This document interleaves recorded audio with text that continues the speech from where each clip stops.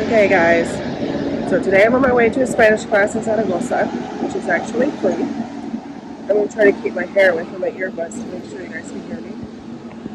It's actually free, so I'm going to tell you about some of the ways that you can learn Spanish here in Zaragoza at affordable costs. So how much more affordable can you get than free, right? Okay, so some of the schools offer classes for parents of Spanish lessons at no cost. And in addition to that, the Ayuntamiento, which is the town hall, offers intensive Spanish classes on a lottery-based system. So you have to sign up, go get a number, wait for your number to be called, and see if you get in. But if you do get in, then it's free. Spain really loves these lottery-based systems for things. It's also used for school enrollment. But going back to the schools, I know of at least 3 schools here in Zaragoza that offer classes, Spanish classes for free to families of their students, which really helps to learn the language and to possibly stick around for longer than a couple of years, because it does get hard to live in Spain if you don't know Spanish, but you can learn it. So what I'm telling you today is that Zaragoza is a good place to learn Spanish because they actually have accessible Spanish lessons. In addition to that, there are some good Spanish schools here. I've gone to one for almost a year now, and I've taken all of their types of classes, and I still take their classes. Right now I take their private once-a-week classes. What else? This guy's in the video.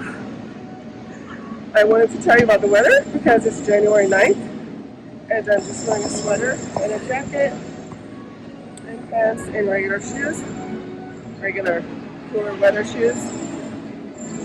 We have some live music going on back there again, and you can see that there's also a lot of people out here. The sun is shining.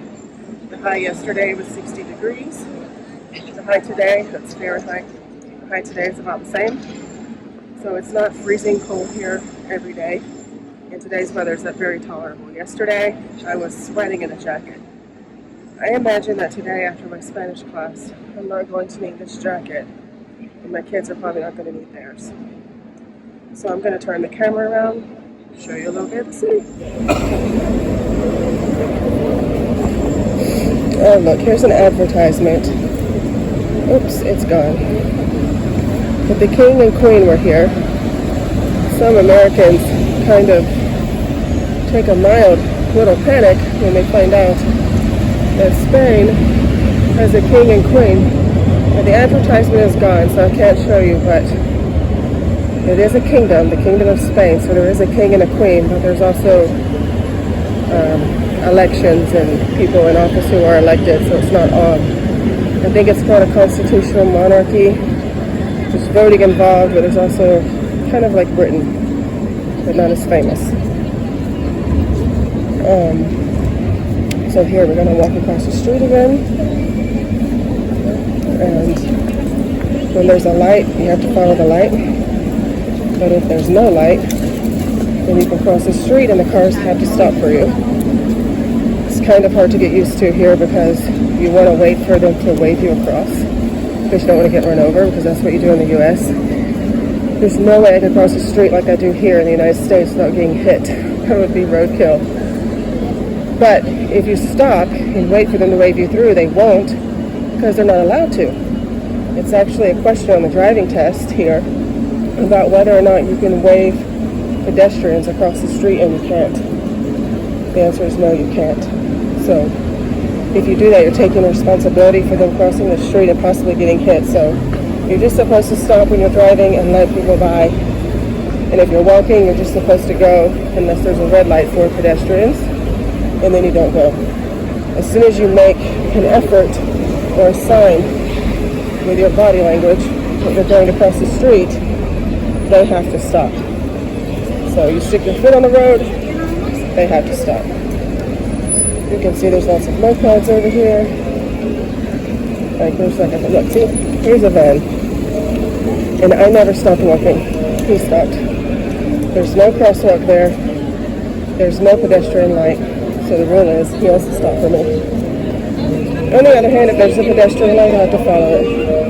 We have this guy over here singing some opera. The lady behind us at the beginning of the video was playing, I think, a violin. And this is what you see here.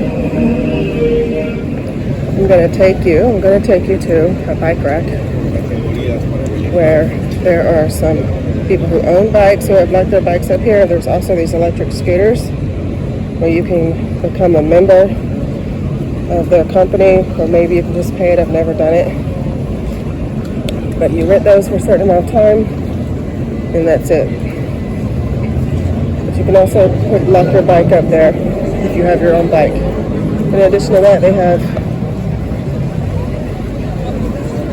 have bikes, a bike program here that you can sign up and be a member of and use the bikes whenever you want.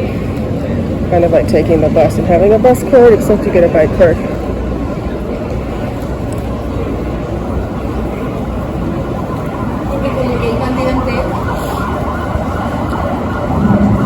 This is a bookstore here. They sell some English books.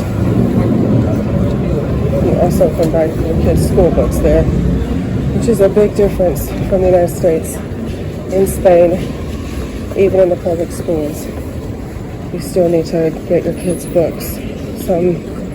Some people qualify for help. But the typical American immigrant coming here on a non-lucrative visa or a digital nomad visa with an income requirement to get that visa is not going to qualify to have their books paid for by the state. And it can be anywhere from $300 to $500 per kid. And then some schools have computers that they require. So when you're looking at schools, that's something we want to look at. Whether or not they require you to buy a computer, or if they put their books on computers or whatever. We went to a school like that and it was kind of a pain to manage.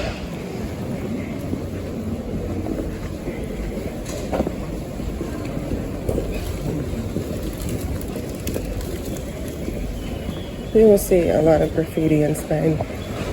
I'm going to turn around and talk about that. So in the United States, graffiti or street art, as it's called here, this usually has a negative connotation with it. It means that probably you're in a bad area. Here, that's not the case. You will see street art or graffiti everywhere, all over everything. And it doesn't necessarily indicate what type of area you're in. Okay, so you don't have to think that, oh my gosh, there's graffiti on the bench, this must be a dangerous area. No, not at all. Like, I could definitely walk around here after dark alone and be safe. That's another thing that I like about the city, is that I do consider it a safe city, a secure city. Maybe I should. That's another reason on this video that I'm telling you that there's affordable language lessons here and it's a safe city. Okay. Alright, so next I'm going to show you this park. There's another park in the city that's easy to get to, and it's nice and big. People bring their dogs for walks here, and there's lots of cafes and restaurants and schools all around it. It's called Plaza de Los Sitios. And here we go. I've taken a little bit of a longer walk on this trip so I can show you more stuff and take longer to get to my class, because I had the time. But oh my gosh, this is a great view of all the motorcycles and all the mopeds that are parked. And here's the pedestrian crosswalk. Well, you know, the police officer didn't follow the rules, but he was supposed to stop because I was standing there. Maybe he gets a pass. I don't really know. Someone else is going to have to tell me. Who knows more than me? All of these motorcycles are so it's almost noon. Oh, see, I started walking and the car was going to go, but he stopped because I put a step on the pedestrian crosswalk. And there's no light, so that's what he had to do. Here's a restaurant in the park. Lots of people are sitting on the benches. I don't want to get in their business. There's a fountain. Over here you'll find a dog park. This was not here 3 years ago. So I think if you live in this area called Plaza de Los Sitios, it's good because you have a dog park. If you have a dog and you live here, you know. There's a nice, fairly large dog park. Living in an apartment with a dog, I've never done it. But I imagine that it's a bit stressful because you don't have a yard. And it's a big change when you come from the United States, where typically you can easily have a yard in your house. And you have a kids playground here. I talked about that already with the color scheme that they use everywhere. And over there is this little outdoor gym. And there's benches and tables out where people are eating, probably drinking wine, having coffee, taking a break. I think that's called a descansar. Here's the water fountain. And you have the Museo de Zaragoza over here. It's part of the Roman walk, but it's under construction, so I haven't been. It's been under construction for a long time. And they say it's going to be under construction for 2 more years. So I don't think I'm going to be taking you in there anytime soon. But anyhow, you can look up the Roman walk, and the town hall has 4 or 5 locations that you can go to see the history of the Romans here. It's Zaragoza is actually a name that comes from a Roman, Zaragoza. And then we have another playground. If you follow me on Instagram, you'll see my kids spend a lot of time here. And I have pictures of them over the years playing in this park, so it's really sweet, and it's kind of like they have some roots. Okay, so this is video number 9 on January 10th. I officially missed a day yesterday of making an official video. I'm going to try to shade the sun out of my face. The Spanish sun is out today, and it's not brutally cold, as I said. So I hope I'm showing you, with the daily changes of temperature, that the stereotype that you're reading about the horrible weather in Zaragoza on the internet is not an everyday thing. It's not a permanently bad here. It's actually good for a lot of the year, I think. The locals think there's 2 seasons here: winter and hellfire, invierno and inferno. But as an American, I disagree, because it gets very hot, it gets quite cold, but I also have everything in the middle, and you see the signs of the seasons changing in the trees, and there's always a chance of snow here, so I think it's fine. So that, with the language learning opportunities that are offered here for free, by the way, and then you have some good teachers at some private Spanish schools here where you would pay, with all different types of classes offered. I mean, you could even start taking classes now at these schools, in the private classes that are online around the time zone change. Probably you would have to take a class at like 6 or 7 p.m. in the United States for it to be, no, wait, no, it would be 6 or 7 here, and then it would be like 12 o'clock there, or 11, so maybe 10 or even 9 o'clock in the morning. You could probably take a morning class, and it would be in the afternoon here, or the evening, so probably they have that available. Anyways, that's it for today. I thank you for all of your likes and for subscribing to the channel. I am surprised that people seem to be liking the videos as much as they are. If you have any specific topics that you would like for me to talk about here, I can. Just leave it in the comments. And also, what else? I can't think of anything else right now. So that's going to be it for today. I have to go to my Spanish class, my free Spanish class at my kids' school for parents, for families of kids. So the proof is in the pudding. It does exist, and I do use it.